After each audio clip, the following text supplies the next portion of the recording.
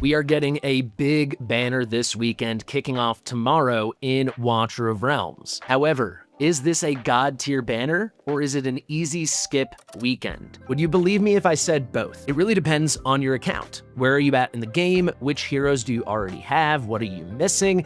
And what are your goals for your roster? What are you trying to get done here in Watcher of Realms? This banner, without a doubt, is super juicy. We have two of the strongest normal legendaries in the entire game. We have got Silas, he is a god tier single target platformer DPS, and we have got Aylin.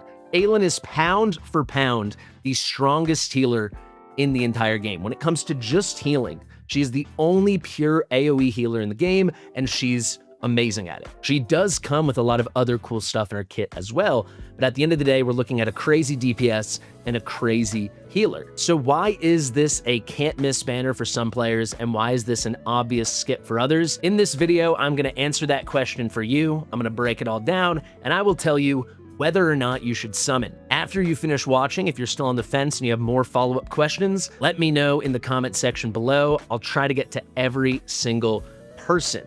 Also, one other fun thing we'll do at the end of the video, I'm doing a big giveaway. I'm giving away 3 account takeovers to 3 viewers. This is something I kicked off last week with this video over here, and I am going to pick the 3 random winners at the end of this video. I want to quickly say, the prompt for the giveaway was to like the video. I hope you did, and I hope you like this one too.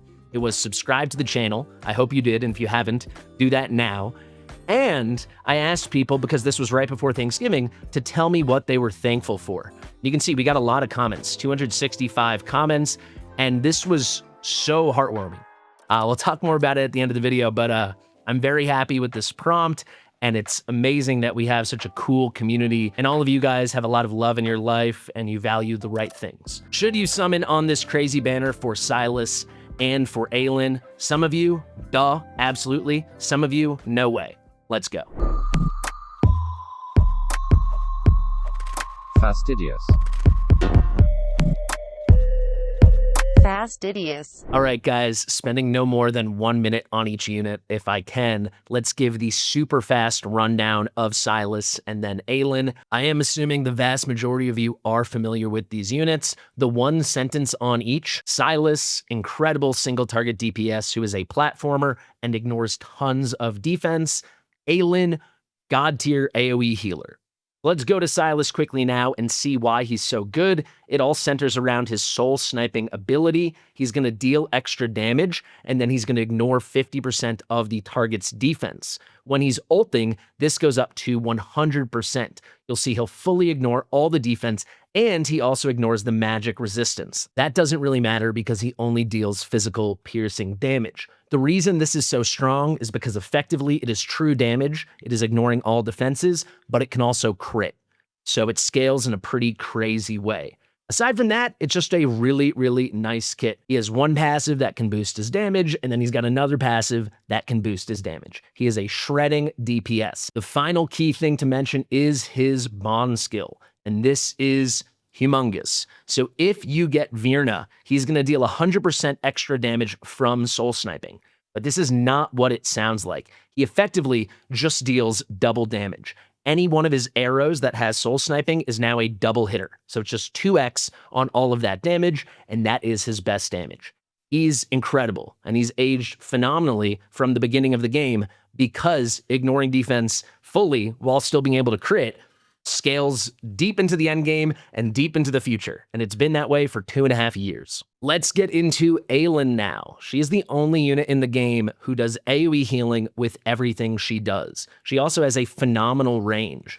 This is her base range once you build her out. Once she's fully promoted, which obviously she will be, she has this phenomenal range right here. She's also dirt cheap at only 6 cost. She does AoE healing based off of her attack in that range from her basic attack. It is not this here with promotion. When she's maxed out, it goes to this.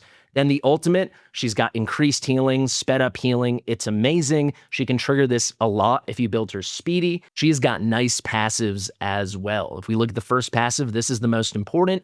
Once she reaches full stacks of Divine Moonlight, that's her signature effect, she will start giving damage reduction to all allies in range. This is physical damage reduction and magic damage reduction. It does not take long. 15 stacks of Divine Moonlight will be reached very quickly. Earlier on in battles, you're usually fully healed and protected anyway. By the time you need this, you always have it. And with full skill ups, she is reducing incoming damage by 15%. This is stackable with other damage reductions, like final damage reduction and AoE damage reduction. This is so underrated. This is so good. Finally, she gets some boosted healing and extra Divine Moonlight from her final passive. Amazing. So much healing, and you really feel it in the endgame if you don't have her, because no one else can heal like her. As you progress through Watcher of Realms, you'll notice almost every healer can do the job of healing. It is not until you get later in the game that you need really, really strong, really large amounts of healing. Up until then, all the best healers are the best not because of the strength of their heals, but because of all the other things they bring. Some kind of buff, some kind of rage regen, anything like that. When you do get deeper though, you need a lot of healing, and Aylin is the queen of that. Now it's time for the question, should you summon? Obviously, both of these guys are very, very good. These are two of the older champions in the game. Silas came out as the first or second rate-up banner ever in the history of Watcher of Realms back in July of 2023, and Aylin came out, oh, I hope I don't mess this up. I think Aylin came out, I'm gonna have to check right now. I think she came out in like November 2023. One moment. All right, there we go. November 9th, 2023, Susie made a video. That feels about right. November 2023. So these guys have stood the test of time. In a lot of ways, they've gotten better as the game has gotten harder. Who should be summoning for this? Well, you may have noticed when I broke down their kit in like the rapid overview, I didn't mention awakenings. Both of these guys have strong awakenings. Quite strong, to be honest. However, in my opinion, neither of them have necessary awakenings. It's not something like an A3 Kagiri or an A3 and then an A5 Sun Wukong. It's not something like an A3 Hex. I don't think there's any large-scale transformative awakenings that are needed. That being said, they both have very good awakenings and can kind of be transformed. Silas gets an additional 100 attack speed when he ults from his A1. You will notice this difference, but it's not like 50% more damage. Depending on the build, it could be between 8 and 15% more damage. It's something, but you don't need it. Extra attack is great, but you don't need it. This is pretty cool at A3. He self-buffs and also gives it to one random marksman ally, increasing damage for him and that ally by 15%. That's cool. Rage Regen, ulting more, kind of cool. And then the A5, his best awakening, his Eye of Curse Mark, which he keeps up in single target all the time, leads to a unique way to increase physical damage taken by the target. And this is not just the damage he deals, but everyone. However, in the endgame, he's not the most common boss killer. He really isn't. So this isn't like a needed awakening for any content. It is very strong, but you really don't need it. And for progression, he's already good enough at A0. So while all those awakenings are good, if you already have him, I actually don't think you need to go hunting awakenings, and I'll explain why in one moment. One reason to go for him, let's just address it now. If you have Virna, by pulling Silas, you're getting like an improved Virna, and you're getting a fully formed Silas right out of the box, right? Because this bond skill is the best bond skill in the game. He is a good marksman without this bond skill. He is exceptional with it. And you'll feel the difference. He's basically like Calypso without the bond skill. And then with it, he's frickin' Silas, right? So it is kind of night and day. So if you already have Virna, that's something you should be hunting. And frankly, if you're missing both, you're going to need a Silas one day for when you get Virna so they can unlock each other. Pretty important stuff. With Aylin, honestly, the only awakening that's particularly important for certain specific things is her A3. When she reaches full stacks of Divine Moonlight, she also has her range increased, and it just becomes a big-ass square. So you can see here, these corners are open in this little design. Her range becomes a 5x5 square with her right in the middle. Filling out those corners, believe it or not, is cool, but not needed for almost any content. And even the content you need it in, one good example would be Abyss 1 if you want Aylin a little further back so Diao Chan can get a couple extra people, or really one extra person in her buff range, you don't need that.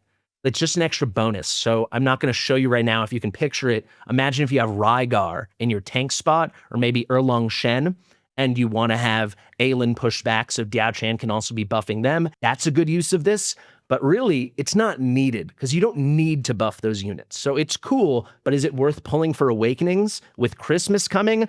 I don't think so. Speaking of Christmas coming, that is the big point to finish off this section of the video. I'll just show you though, this is nice. Increased healing to low health targets. That's nice from the A1. Increased heal effect. This is nothing. This is useless. You're already going to have enough heal effect on her. This is literally nothing. This is okay. Slightly increased passive rage regeneration. She's a 1,000 ult cost unit. You won't really feel this either, to be honest. And then the A5, little extra rage restores. This is pretty good. She ult cycles a little faster, but in all Aylin content, really, you're never waiting for her ult. When you need her to ult, like in Abyss, you have a long period for her to build up. So frankly, I actually think only the A3 is relevant, and I think this is a great luxury awakening, but not a necessity awakening. And I feel that way about both of these guys. So what I'm trying to say is, and I mentioned Christmas and wintry season and holidays and whatever you want to call it. December means big stuff.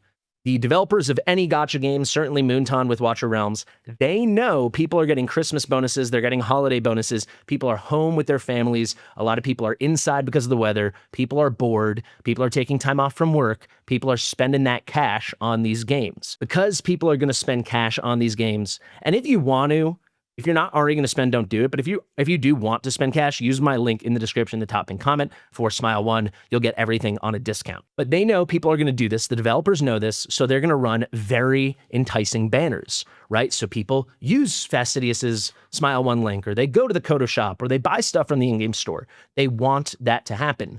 So this is how we're kicking off December. Two kind of god tier units. I would rank both of them as top 10 to top 15 non-lords in the entire game. Really, really strong, really unique. But if this is the note we're starting on, you would anticipate crazy stuff is coming, right? We know there are at least 2 new Northerners that have been leaked. It really sounds like they're going to rerun Gwendolyn. They're buffing her. And if they're not rerunning Gwendolyn, they must be doing a limited selector of some sort, because they're not going to buff Gwendolyn after literally 2 years. She ran for Christmas 2023 and then not make her available. I'd say 75 to 90% of players don't have her because not everyone's been playing that long. So they have to either rerun her banner or run a limited selector to make her enticing. And the buffs look good too. I'll have a video about that soon. But knowing that's coming, knowing new heroes are coming, knowing they're going to throw crazy stuff at us to try to get us to spend and use our summons, you really need to approach this wisely. So my advice is, if you have a copy of both of these, please ignore this banner. I don't care if they're both A0, just do it. All right. Like my Silas is A4. I have a lot of diamonds, right? I could totally summon. I am not going to. I just want to like practice what I preach. His A5 is great, but I do not need it. So I'm not going to waste summons because we don't know what's coming. Is it Gwendolyn? Is it a selector? Is it a selector, Gwendolyn, and a new limited? We really don't know. There's no way you could justify pulling on this banner if you already have both these units. The only exception would be your divine summons. So they're going on rate up with your blue rare summoning crystals and diamonds and your gold divine legendary summoning crystals. Those are different currencies, so if you want, you could gamble some of your divines. I would still say if you have both of them, do not do it, but if you want to, by all means. And as is the case with anything, it's your account. If you want to do anything, by all means. I'm just giving my advice. But personally, I would not. If you're missing just one, it's up to you, right? Aylin is basically required for Abyss to get high scores. You can get 60k without her, but it takes a truly god tier team. Just getting 60k with her, you need something close to god tier. But without her, it takes so much. So if that's a priority, I think it's hard not to pull on this if you don't have Aylin, but just know, without a doubt, crazy stuff is coming. You know, the 3 or 4 weekends that follow this coming weekend that starts tomorrow. I would say if you're missing Aylin, I would start with Divines first and hope you hit there.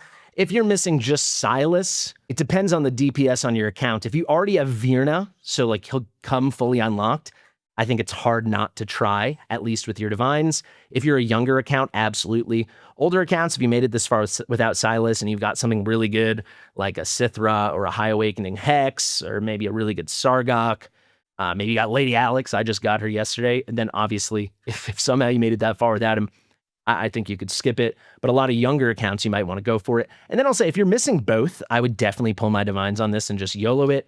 When it comes to the rare blue summon crystals, I think it depends on, do you want to risk missing a limited, missing Gwendolyn, missing a potential selector, missing a new limited, right? We know Ireless is getting a bond skill. That was in the patch notes. I'll probably have a video on that tomorrow.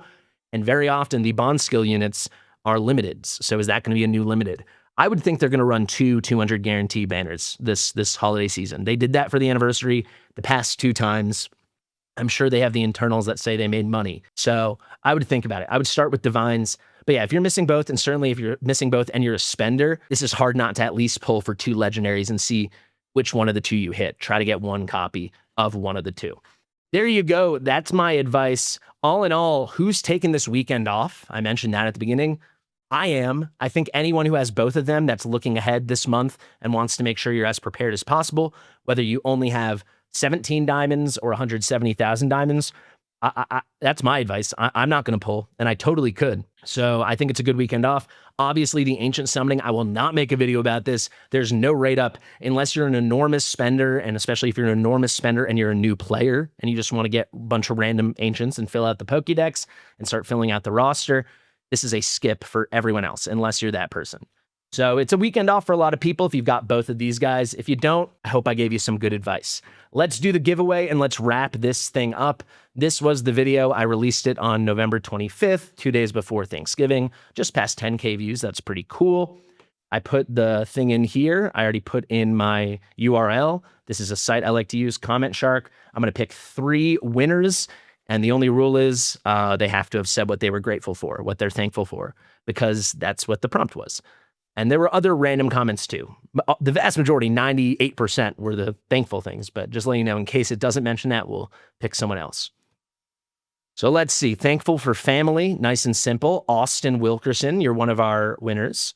This is very cute. Kaishul says, my wife. She is my rock, my everything. That's beautiful.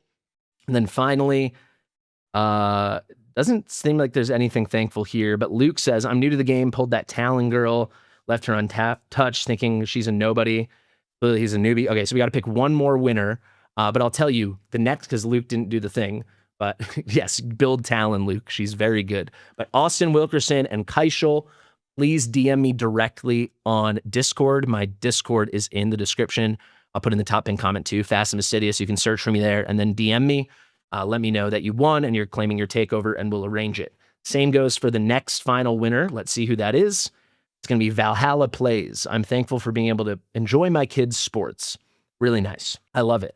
And I'll just wrap up with this. There's a lot of like negativity and trolling that happens on the internet, especially in the video game world. I feel like lately there's been less and less of that in our game in Watcher of Realms, which has been exciting to see, honestly. But this really reaffirmed my belief in our community. Not that I ever lost it, but just seeing how everyone was so wholesome and beautiful in their comments and in stating the things they're thankful for. It was all like, I'm going to be a dad, my 3 kids, my wife, my partner, my boyfriend, my girlfriend, my dog, my cat, the fact that I get to wake up every morning and be alive, the fact that I have free time that I can spend video games. It was that whole range of things, and it was awesome. And I'll tell you, I'm really thankful that I get to wake up every day and this is my job, and that is all thanks to you guys. So Austin, Kaishul, Valhalla, DM me on Discord. Thank you guys. If you have any follow-up questions, let me know. Share with your mother, and I'll see you real soon. Bye.